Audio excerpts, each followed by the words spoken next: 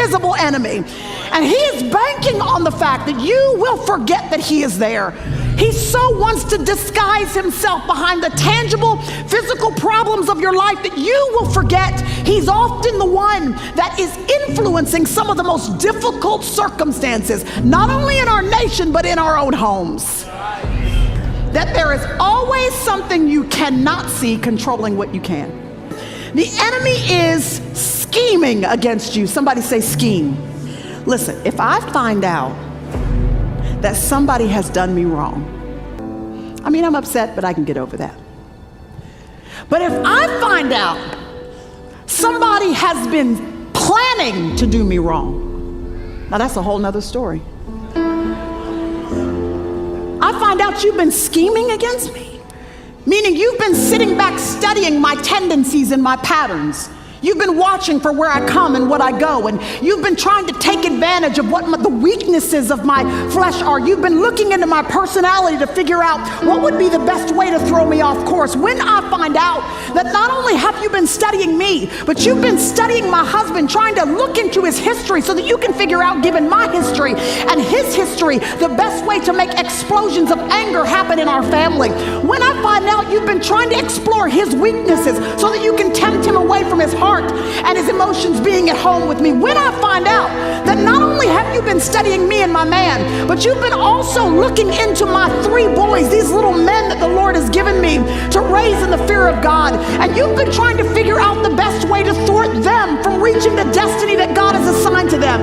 You're trying to figure out the best way to take advantage of their fears and their weaknesses and their deficiencies. When I find out you've been studying me and the people that I love, you better believe that now a holy indignation rises up on the inside of me.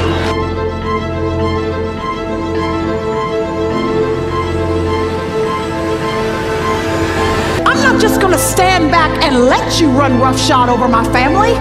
I'm not just going to stand back and let my city decline continuously and just act like you are not there playing us for the fool. I will be the one, and I pray the Church of Jesus Christ will be the one that will stand as gatekeepers in our community and say, not today, not on our watch.